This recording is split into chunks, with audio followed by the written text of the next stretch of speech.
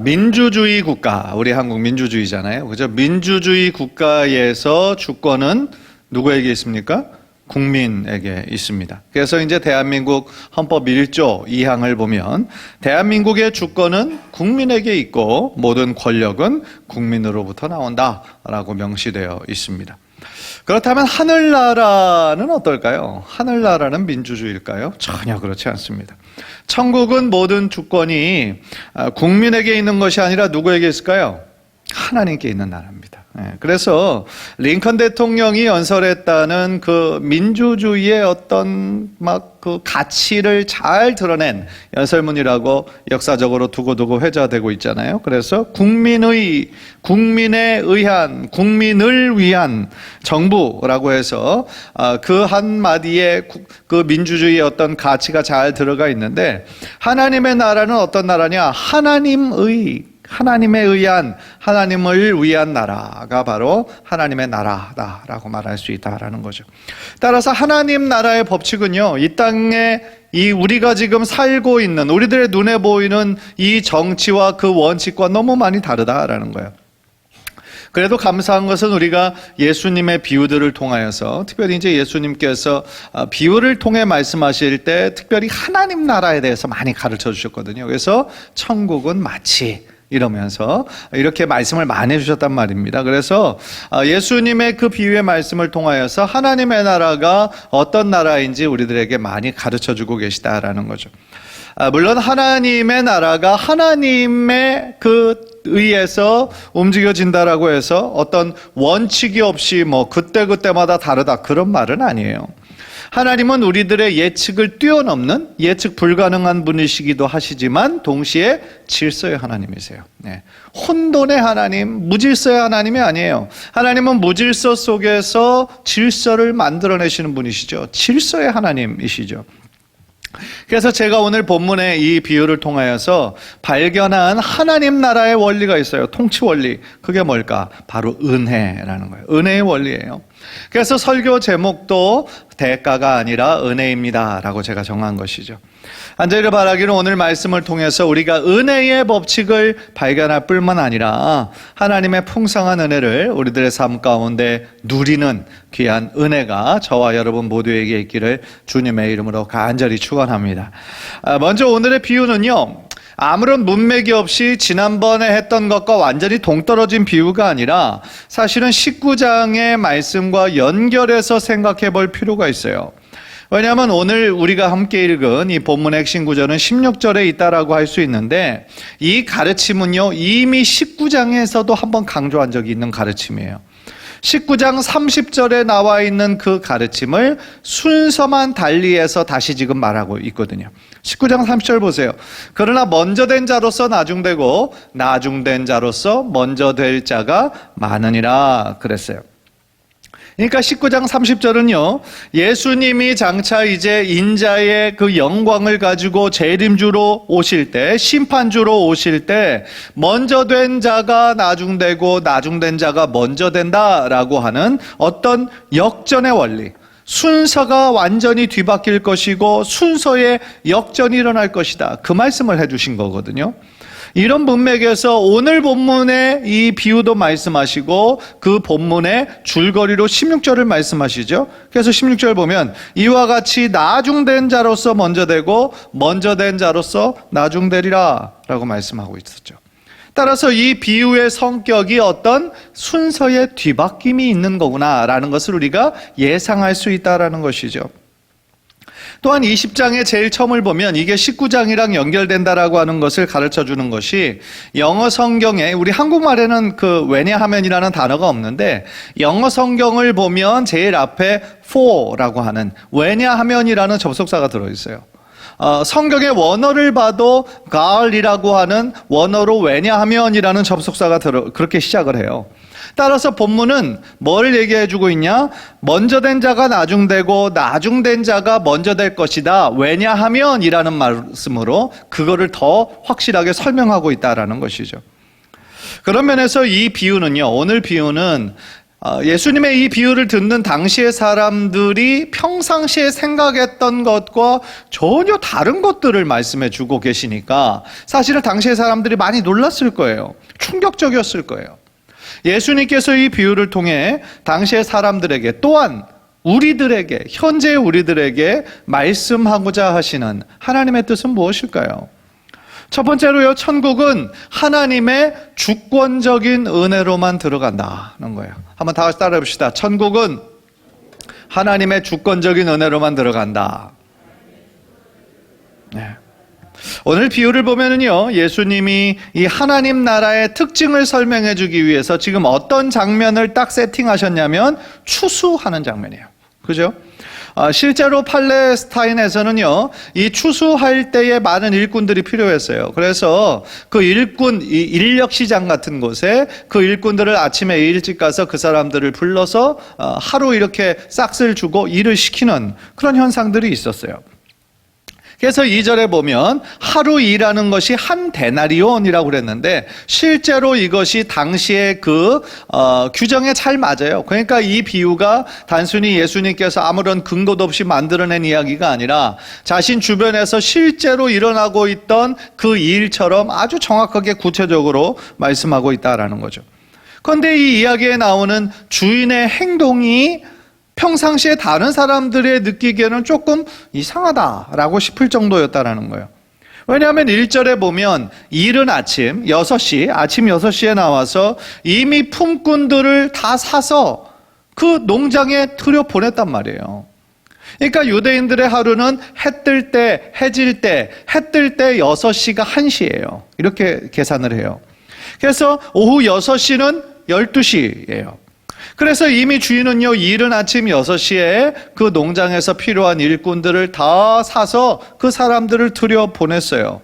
그러면 그 주인이 할 거는 끝난 거예요. 그렇죠? 왜냐하면 그날에 추수할 거여서 많은 인력이 필요했는데 지금 6시에 가서 많은 일꾼들을 지금 그곳에 들여보냈으니까 그 사람들 열심히 일하고 이제 주인은 제일 마지막 끝나는 시간에 가서 그 사람들 일한 하루 노동량을 주기만 하면 되는 거예요. 보통 주인은. 그런데 이 주인은요, 2시간이 지난 다음에 3시간이 지난 그 9시에 또 그 인력 시장에 나와요. 그리고 거기서 서 있는 사람들, 놀고 그 다음에 다른 어떤 일자리를 누가 또 이렇게 주는 사람이 없나 기다리고 있는 사람들을 만나요. 그런데 그들은 일하기 싫은 사람이 아니었고 일할 곳이 없어서 있는 사람들이었어요. 그래서 주인은 4절에 보면 그 사람들에게 내가 너희들 일한 대로 상당하게 주리라 라고 얘기를 합니다. 그리고 어떤 구체적인 임금은 제시하지 않았어요. 4절에 보면. 그러니까 아마도 일꾼들은 상당하게 주겠다 그랬으니까 내가 일한 만큼 받을 수 있겠구나 라고 기대하면서 그 농장에 들어갔을 거예요. 그런데 주인은요, 3시간이 지나서 9시에 나왔으면 그거야말로 이제 충분한 거잖아요. 그런데 3시간 지나서 정오 12시에도 나오고 오후 3시에도 나오고 심지어 하루가 완전히 끝나는 6시 1시간 전인 5시에도 그 주인이 나오는 거예요.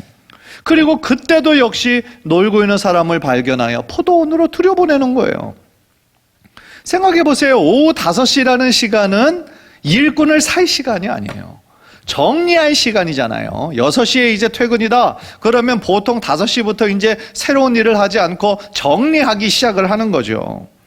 그래서 어떤 주인이 1시간 일 시키려고 오후 5시에 저녁 5시에 와가지고 그 사람 불러가지고 들여보내겠어요. 어떤 주인도, 그 당시에 어떤 주인도 이렇게 하지 않았다라는 것이죠. 정말 일꾼이 필요했다면 아침 일찍 그 자리를 찾아서 일꾼들을 충분히 사서 들여보냈겠죠. 그런데 이 오늘 본문에 나오는 주인의 모습은 너무나 다른 거예요. 그런데 5시에 나가도 사람들이 있었다라는 얘기는 뭐예요? 5시가 돼도 일자리를 찾지 못해 절박한 심정으로 기다리고 있는 사람들이 있었다라는 것을 의미하는 거죠. 6절, 7절을 보세요. 이르되 너희는 어찌하여 종일토록 놀고 여기 서 있느냐? 이르되 우리를 품꾼으로 쓰는 이가 없음이니이다. 이르되 너희도 포도원에 들어가라 하니라. 그러셨어요. 그들은요, 그날 하루를 완전히 놀게 되면, 쉬게 되면 어떻게 되는 거예요? 필요한 양식을 구하지 못하는 거예요. 허탕을 치는 거예요. 집에서 자신을 기다리던 가족은 굶는다는 거죠. 그러니까 집에 들어가지 못하고 안타까운 마음으로 혹시나 없을까 간절한 마음으로 그 자리에 기다리고 있었다라는 거예요. 그러니까 주인의 눈에는 그들이 보였던 거죠. 절박한 마음으로 혹시나 일할 데가 없을까 기다리는 그들이 보였던 것이고, 그를 포도원에서 일할 수 있도록 그들을 불러서 들여보냈다라는 거죠. 그러니까 이 비유를 듣는, 예수님의 이 비유를 듣는 그 많은 무리들은요, 이 이야기를 듣고 좀 여러 가지가 참 자기네들 실정과 맞지 않는다, 이상하다라고 생각했을 거예요. 첫 번째로 이상한 건 뭐냐면, 당시에 농장 주인이 직접 그 농장에서 일할 일꾼을 찾는 일 그 자체가 별로 있지 않는 일이었다라는 거예요. 왜냐하면 예수님 당시에 하루 그냥 일하면서 막노동으로 하루에 그냥 벌이를 하는 사람들이 제법 많았기 때문에 거기에 인력 시장에 나가지 않아도 그런 사람들을 충분히 소개받을 수 있었다라는 거예요. 그러니까 주인이 직접 나갈 이유가 없는 거예요. 또 어느 정도 규모가 있는 곳에서는 주인이 안 나가고 자신의 청지기, 어떤 매니저 같은 사람을 또 보내서 고용하는 것이 굉장히 일상적이었다라는 거예요. 그런데 주인이 직접 나가는 것도 신기한데, 아침에 일찍 필요한 인력을 들여보냈는데 3시간 지나서 또 가고, 또 3시간 지나서 사람 놀고 있는 사람들 또 들여보내고, 3시간 지나서 또 가고, 심지어 1시간 남았는데 저녁 5시가 돼서도 놀고 있는 사람들을 들여보냈다라는 것은, 그 이야기를 듣는 사람들이 생각할 때에, 아니 이 주인은 지금 농장에서 얼마나 많은 사람들이 필요한지를 모르거나, 그러니까 좀 무능력하거나, 아니면 그 사람에게 최대한 일자리를 주려고 하는, 그러니까 자신의 농장의 일이 중요한 것이 아니라 이 사람에게 일자리를 주는 것을 더 중요하게 생각하는 사람, 관대한 사람으로 이해했을 거라는 것이죠. 따라서 예수님의 이야기를 듣는 사람들은 그 주인이 도대체 누군가? 도대체 누군데 이런 일을 하는가? 라는 의구심이 들었을 거라는 거예요. 그렇다면 여기서 나타난 포도원의 주인은 누구를 상징할까요? 바로 하나님인 거죠. 하나님. 여기서 나타난 주인이 다른 청지기를 보내지 않고 직접 일꾼을 찾아 나섰다는 것은 뭐예요? 하나님의 주권적인 은혜라는 거예요. 하나님께서 직접 찾아다니신다라는 거예요. 직접 찾아다니셔서 하나님의 주권적인 은혜로 한 사람 한 사람을 부르신다라는 거죠. 그러니까 지극히 인간적인 생각으로는 오후 3시에 일꾼을 찾는 거, 그리고 오후 5시에 일꾼을 불러서 포도원에 들어가게 할 이유가 세상의 원리에서는 전혀 없지만, 천국의 원리에서는 많은 사람들이 납득하는 경제적인 원리에 의해서 움직이는 나라가 아니라 하나님의 주권과 하나님의 은혜라고 하는 은혜의 법칙에 따라 하나님 나라는 운영이 된다라는 것이죠. 다시 말하면요, 하나님의 은혜라는 것은 인간의 노력에 따라 좌지우지되는 것이 아니라는 거예요. 은혜는 내가 노력한 만큼 얻는 보상의 원리가 아니라는 거예요. 내가 이렇게 노력했으니까, 내가 이렇게 봉사하고 헌신했으니까, 나는 모태교인이고 나는 3대째 교인이니까 내가 다른 사람들보다 더 큰 축복을 받아야 한다, 그런 것이 아니라는 거예요. 가장 중요한 사실은 뭔지 아십니까? 하나님께서 우리 모두를 다 하나님의 은혜의 자리로 불러주셨다라는 그 사실. 죄와 허물로 죽을 수밖에 없는 우리들을 하나님의 자녀 삼아주셨다고 하는 그 사실이 가장 중요하다라는 것이죠. 만약에 우리를 불러주시지 않으셨다면 우리는 그 이야기에서 오후 5시가 되어도 갈 데를 찾지 못하고 계속하며 기다리고 방황하고 놀고 있는 그 사람이었을 거라는 거예요. 여러분, 은혜란 뭡니까? 은혜는 받을 자격이 전혀 없는 자에게 조건 없이 베푸시는 하나님의 거저 주시는 선물과 같은 것이 그게 바로 은혜예요. 그리고 그 은혜의 원리에 의해서 우리가 구원받았다라는 것이죠. 지금 우리 중에 누가 자격이 있어서 구원받은 사람이 누가 있겠냐는 거예요. 사랑하는 성도 여러분, 하나님께서 우리를 불러주신 그 시기는 각자마다 다를 거예요. 어떤 사람은 태어날 때부터 나의 엄마가 정말 내가 뱃속에 있을 때부터 교회를 이렇게 모태교인도 분명히 있으실 거예요. 또 어떤 분들은 나중에 다 커서 어른이 돼서 좀 늦지막히 하나님을 만나신 분도 계실 거예요. 일찍부터 주님을 만난 사람은 감사해야 되죠. 왜냐하면 일찍 주님을 만났기 때문에 인생의 정말 전반부에서부터 방황하지 않고 하나님 주신 그 목적대로 쭉 살아왔으니까 그것도 감사할 일이죠. 또 인생의 후반전에, 인생의 중년, 노년에 만났다 할지라도 그것도 역시 감사할 일이죠. 그동안은 주님의 뜻을 모르고 세상 가운데서 방황했지만 하나님께서 자신을 늦게라도 불러주셔서 하나님 나라에 들어갈 수 있도록 거두어 주신 것이 얼마나 큰 하나님의 은혜예요. 그것도 역시 감사한 거죠. 물론 늦게 만나신 분들은 정말 그 전에 하나님 만나지 못했던 그 삶을 좀 아쉬워하는 분들은 계세요. 조금 일찍 만났으면 좋았을걸요. 그렇게 얘기는 하지만 하나님이 정하신 때니까 그거 어떻게 하겠어요. 사랑하는 성도 여러분, 지금 우리가 이 자리에서 있다라는 것 자체, 하나님께 하나님의 자녀로 예배한다라는 그것 자체가 우리들에게 큰 은혜라는 사실을 믿음으로 고백하시기를 주님의 이름으로 간절히 축원합니다. 하나님이 우리 각자에게 은혜를 내려주셔서, 하나님의 주권적인 은혜를 내려주셔서 우리가 천국에 들어갈 수 있는 자격을 얻은 거 얼마나 감사한 일이냐는 거예요. 하나님의 나를 부르신 것은 내가 어떤 자격이 있어서가 아니잖아요. 하나님이 먼저 우리를 택하셨고 하나님이 먼저 우리를 불러주신 거잖아요. 얼마나 감사한 일입니까? 안제를 바라기는 나를 먼저 불러주시고 나를 먼저 택하여 주신 하나님의 은혜를 언제나 늘 생각하고 기억하고 하나님께 늘 감사하는 우리 귀한 성도님들 되시기를 주님의 이름으로 간절히 축원합니다. 두 번째로요, 오늘 비유에서 깨닫는 건 뭐냐면요, 천국의 공정함은 사람이 생각하는 공정함과 다르다라는 거예요. 이것도 한번 따라 봅시다. 천국의 공정함은 사람이 생각하는 공정함과 다르다. 네. 요즘 이 이슈가 공정이라는 거잖아요. 그죠? 특별히 젊은 세대, 청년 세대들은 공정하지 않은 이 사회에서 누군가가 특권으로, 다른 불법으로 어떤 것을 얻었다 하면 막 분노하죠.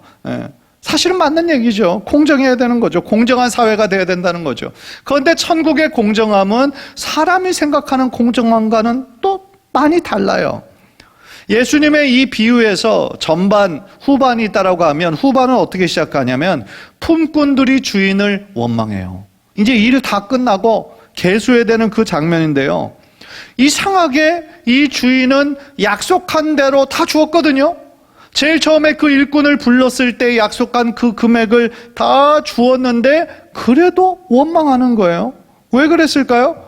제일 처음에 와서 오전 6시부터 저녁 6시까지 일한 사람 몇 시간 일했을까요? 12시간이잖아요. 그런데 12시간이나 일한 사람과 마지막 1시간 일한 사람과 품삯이 똑같은 거예요. 그러니까 먼저 온 사람은 그것을 보고 분노가 일어날 수밖에 없는 거죠. 만약에 그 주인이 그냥 일당을 주는 그 순서를 오전 6시에 온 사람부터 줬으면 어떻게 됐을까요? 그럼 이런 불평이 나오지 않았겠죠. 왜냐하면 약속한 거 받았으니까 그거 싹을 받고 가면 그만이잖아요. 그래서 이렇게 하지 않았을 텐데 문제의 발단은 주인이 가장 늦게 온 사람부터 품삯을 준 것에서 사실은 문제가 생긴 거죠. 그러니까 가장 먼저 와서 일한 사람, 그리고 두 번째로 일찍 와서 일한 사람, 그 사람들이 지금 헛된 기대를 하게 만든 거잖아요. 그러니까 당시 사람들 기준으로 볼 때 어떻게 기대했을까요? 1시간만 일한 사람에게 한 데나리온을 받았어요. 그러면 그 사람보다 10시간 더 일한 사람, 11시간 더 일한 사람은 그것보다는 더 주어야 되잖아요. 공정이라는 관점에서 보면. 아니면 당시 하루에 품삯이 한 데나리온이 맞았으니까 제일 늦게 와서 1시간만 일한 사람은 12분의 1만 주든지 아니면 10분의 1만 주든지 그렇게 했으면 사실은 이런 불평과 불만은 생기지 않았을 거예요. 그런데 그들은 단순히 그냥 속으로만 아유 왜 저렇게 주냐? 서운하다라고 생각하지 않고 자신들의 불만을 주인에게 막 표현합니다. 표현해요.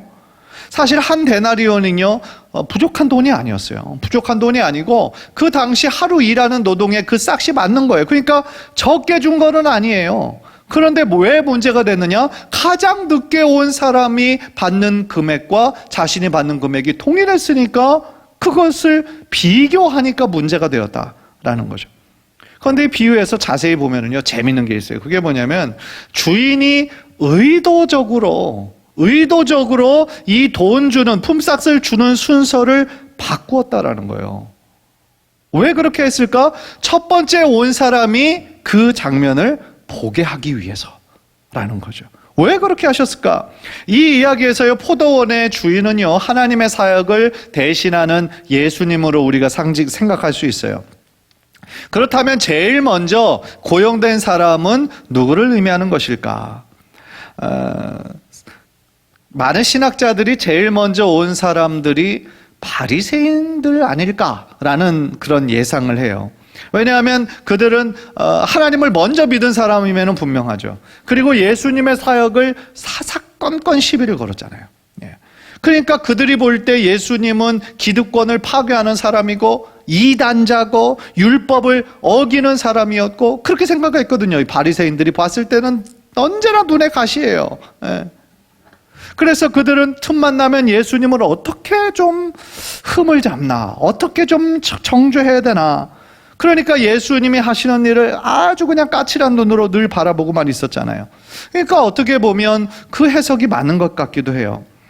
그러나 예수님의 비유에서 제일 먼저 온 사람도 한 데나리온을 받았고 포도원이 천국을 비유한다라고 그랬는데 포도원이 비유하는 천국에 들어간 것을 본다고 한다면 바리새인들로 해석하기에는 조금 다른 것 같아요. 왜냐하면 예수님께서 바리새인들 서기관들 굉장히 책망하셨거든요. 그러니까 그들은 구원을 받지 못했을 거거든요. 그러니까 더 설득력 있게 보이는 해석은 뭐냐면 제일 먼저 고용된 일꾼들은 누구를 상징할까? 예수님의 제자일 거라는 거예요. 예수님의 제자들. 그래서 19장 30절도 예수님의 제자들에게 하신 말씀이었고요. 20장의 이 비유도 지금 누구에게 말씀하냐면 제자들에게 말씀해주고 있거든요. 그러니까 다시 말하면 예수님의 제자들이 지금 예수님을 따르면서도 그들이 지금 헛된 생각을 하고 있었잖아요. 그게 뭐냐면 유대교의 공로주의, 보상주의에 빠져 있었어요. 그러니까 그들은 예수님을 메시아로 어떤 고난받는 종으로서 이해한 것이 아니라 다윗의 그 후손으로 오실 그리고 자신들을 로마의 압제에서 구원할 정치적인 왕, 군주로 생각했던 것이죠. 그러니까 예수님이 왕이 될 것을 기대하면서 왕이 되는 그날에 내가 좌의정이 되고 우의정이 되고 이런 것들을 이 제자들이 모일 때마다 서로 싸웠다고 그랬거든요. 그러니까 이 제자들은 예수님이 어떤 분이신지에 대한 올바른 이해가 아직도 없었을 때라는 거죠. 따라서 하나님의 역사를 보아도 이들은 늘 유대교적인 어떤 관점에서 예수님을 해석하고 그렇게 예수님의 사역을 판단하거나 제안하는 그러한 우를 범했을 거라는 거예요. 그래서 이 비유를 통해서 예수님께서 제자들에게 말씀하시고 싶은 건 뭘까요? 그게 뭐냐면 천국에서 정말 중요한 것은 누가 먼저 부름을 받았는지가 아니라는 거예요. 천국에서 정말 중요한 건 누가 먼저 부름을 받았는지 혹은 누가 더 많은 일을 했는지가 중요한 것이 아니라 예수 그리스도 안에서 주님께서 베푸시는 주권적인 은혜다라는 거예요. 전적인 은혜이지 그것에서 누가 더 많은 일을 하고 적은 일을 하고 이런 관점이 아니다라는 거예요. 그러니까 천국에서 결정적인 것은 하나님께서 예수 그리스도 안에서 하신 일을 믿는 거지 사람이 무엇을 하는 어떤 공로에 있지 않다라는 것이죠. 사실 제자들이 예수님을 따르는 목적이 굉장히 현세적이었잖아요. 제가 방금 말씀드린 것처럼. 그래서 그들은 늘 예수님이 이스라엘의 왕이 될 것으로 진짜로 왕이 될 것을 기억하고 자신들이 정치적으로 어떤 큰 자리에 있을 것을 기대하는 마음이 있었다라는 것이죠. 그래서 예수님은 제자들에게 천국은 인간의 공로와 보상주의와는 전혀 상관없는 것이다 라고 가르쳐 주시는 거예요. 인간이 보기에 더 노력하고 더 일찍부터 주님을 섬긴 사람에게 더 많은 것으로 줘야 된다라고 생각하는 것은 인간적인 관점이지만, 하나님은 오늘 이 비유에 나온 것처럼 얼마나 많이 일했는지에 상관없이 하나님은 충분하게, 각 사람에게 충분한 보상과 은혜를 주시는 분이 바로 우리 하나님이시다라는 거예요. 그래서 그 누구도 부족하지 않고 한 사람 한 사람에게 충분한 하나님의 풍성한 은혜를 내려주시는 분, 그분이 바로 우리 하나님이시고, 그것이 바로 천국이 운영하는 천국의 원리다라는 것이죠. 사랑하는 성도 여러분, 그렇다면 이 말씀을 우리가 어떻게 적용할 수 있을까요? 15절 보십시오. 15절. 우리 한번 다 함께 읽을까요? 시작. 내 것을 가지고 내 뜻대로 할 것이 아니냐, 내가 선함으로 네가 악하게 보느냐. 하나님은 어떤 분이신 거예요? 선하신 분이에요. 하나님은 참 좋으신 분이에요. 하나님은 약속을 지키시는 신실하신 분이에요. 인색한 하나님이 아니세요. 따라서 포도원에 나온 일꾼들 중에서 자신이 일한 품삯을 받지 못한 사람은 한 사람도 없었어요. 문제가 된 이유는 뭐예요? 비교했기 때문인 거죠. 비교했기 때문. 하나님이 약속하신 것을 다 주시고 주시지 않은 적이 없는데 우리가 하나님을 불공평한 분이라고 말할 수 있습니까? 그렇지 않다라는 것이죠. 하나님께서 하나님의 것을 가지고 하나님의 뜻대로 하시는데 우리가 왜 하나님 그렇게 하시냐고 불평할 수 있습니까? 그렇지 않다라는 거죠. 진흙이 토기장이에게 왜 나는 이렇게 만들었냐고 불평할 수 있습니까? 그럴 수 없다는 것이죠. 모든 것이 하나님의 계획이고 하나님의 뜻이라는 거예요. 하나님께서 그렇게 하나님의 뜻대로 하시기를 원하시는데 우리는 주님의 뜻을 이루소서 하는 것이 마땅한 우리들의 역할인 거지, 하나님 왜 그렇게 했습니까? 왜 나에게 이렇게 하지 않았습니까? 따질 수 있는 권리가 우리들에게는 없다라는 것이죠. 문제는 우리도 역시 하나님의 큰 은혜를 받았음에도 불구하고 감사하지 못하고 불평하는 것, 그것이 우리들의 문제인 거죠. 남들과 비교하면서 시기심을 갖는 것, 그게 문제라는 거예요. 따라서 하나님의 은혜를 정말 있는 그대로 우리가 감사하고, 그렇게 나에게 주신 은혜가 풍족하고 이미 충분하다라고 만족하는 것, 하나님 안에서 우리가 하나님 앞에 만족하고 감사할 때 그것이 하나님께 최고의 영광의 순간이 될 줄 믿습니다. 그런 면에서요, 우리들에게 가장 필요한 시각의 변화는 뭐냐면, 우리가 먼저 온 자들, 우리가 먼저 와서 열심히 일하고 봉사했는데 라고 늦게 온 사람들을 그냥 시기 어린 눈빛으로 바라보고 비교하면서 감사하지 못하는 사람들이 우리가 돼서는 안 된다는 거죠.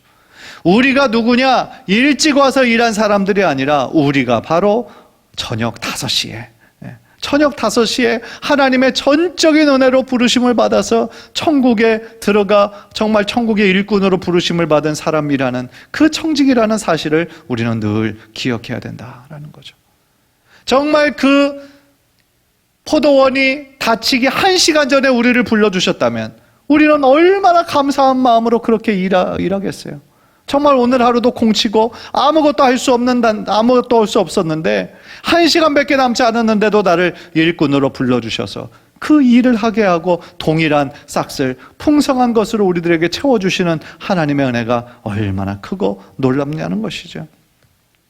간절히 바라기는 우리들의 신앙생활 가운데 나 자신과 다른 사람을 자꾸 비교하지 말고 오직 하나님만 바라보면서 나에게 주신 하나님의 그 은혜에만 집중하면서 천국의 그 기쁨을 늘 누리시고 하나님 안에서 기뻐하고 만족하는 저와 여러분 모두 되시기를 주님의 이름으로 간절히 축원합니다. 우리 한번 기도하겠습니다.